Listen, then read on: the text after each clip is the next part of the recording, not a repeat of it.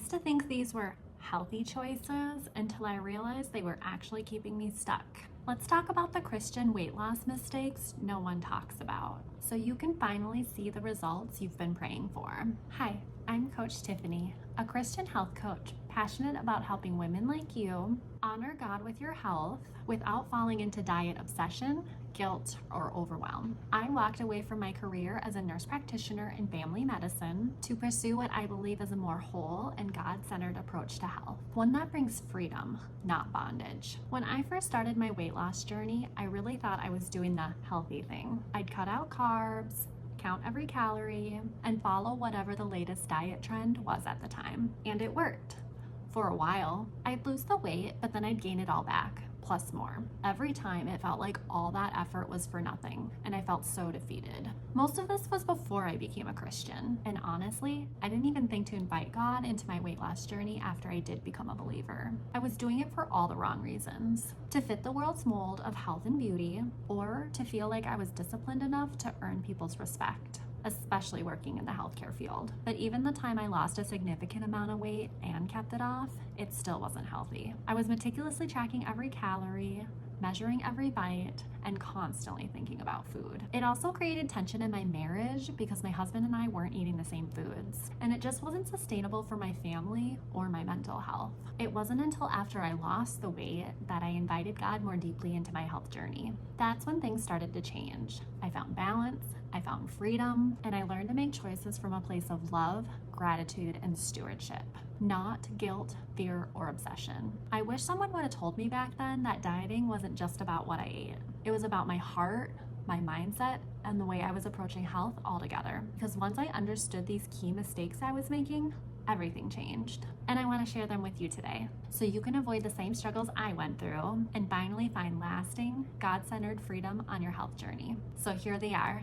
Mistake number 1, believing strict food rules will guarantee health. I used to think following strict food rules made me more disciplined, and that discipline meant I was either healthier or worthier, especially working in healthcare and now the health coaching world, where there's so much pressure to walk the walk. But labeling foods as good or bad set me up for failure. Jesus says in Mark 7:15, it's not what goes into your body that defiles you. You are defiled by what comes from your heart. Eating a quote-unquote bad food doesn't make us a bad person. God is far more concerned with the posture of our heart than the label on our plate. Our worth isn't defined by what we eat, it's defined by Him. But that doesn't mean we throw wisdom out the window. True health isn't about rigid rules, it's about wise stewardship, balance, and honoring the body God gave us with respect. Because He calls us worthy, we should fuel our body in a way that reflects that worth. Mistake number 2, trying to do it alone. This one hits close to home for me.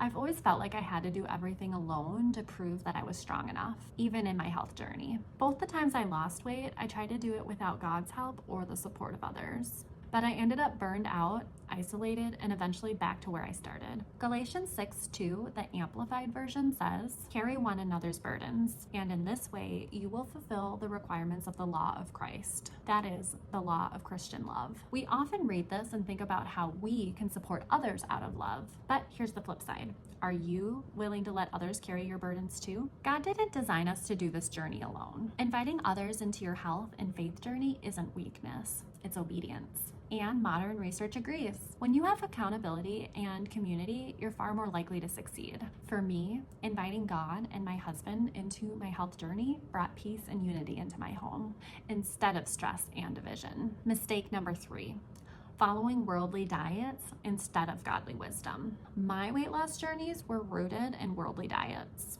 which included strict rules, quick results, and endless striving. And sure, I lost weight, but I gained back so much more, including shame, guilt, disappointment, and broken trust with my own body. Romans 12:1-2, the Message version says, so here's what I want you to do. God helping you. Take your everyday, ordinary life. Your sleeping, eating, going to work, and walking around life, and place it before God as an offering. Embracing what God does for you is the best thing you can do for Him. Don't become so well adjusted to your culture that you fit into it without even thinking. Instead, fix your attention on God. You'll be changed from the inside out. Readily recognize what He wants from you and quickly respond to it. Unlike the culture around you, always dragging you down to its level of immaturity, God brings the best out of you, develops well-formed maturity in you. God's way brings lasting healing, peace, and wisdom. The world's way will leave you empty every time. When I stopped conforming to the world's diets and invited God into my health journey, I found transformation that wasn't just physical. It was spiritual and emotional too. And not only has it lasted, but it's grown deeper and sweeter with time. And that, my friend, is what God desires for you too. Moving on to mistake number 4, ignoring your deeper motivations. Weight loss isn't just about what you eat or how you move. It's about your why. Is your motivation rooted in shame, fear, or cultural pressure? Or is it rooted in love for God, gratitude for the life He's given you, and a desire to steward your health so you can fully show up for your family, your calling, and the abundant life He has planned for you? Take a moment to ask yourself, why do I really want to lose weight? Is this coming from a place of striving or a place of love and stewardship? When my motivation shifted from striving for the world's approval to honoring God with my health, everything changed. That's when I finally found lasting, life-giving freedom. So I want to hear from you.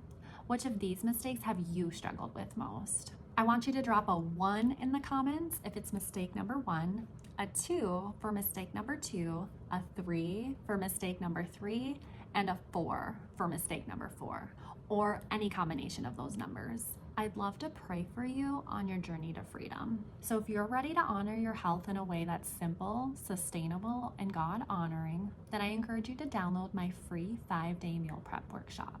Fuel your body, honor your health. It will help you plan and prep nourishing meals without obsession or overwhelm. You can grab it by clicking the link in the description below or visiting redflowerhealth.com/freebie. And if you're looking for a delicious new recipe that's husband approved and tastes just like authentic Mexican street tacos from your favorite taco truck, but healthier and budget friendly, be sure to check out my latest blog post for shredded beef street tacos with chili broth. I'll drop the link below for you too. Thank you so much for watching today. If this video blessed you, please give it a thumbs up, subscribe to my channel, and share it with a friend who needs this encouragement. I post videos each week to help you live with health, peace, and purpose. Here to support you in your health journey.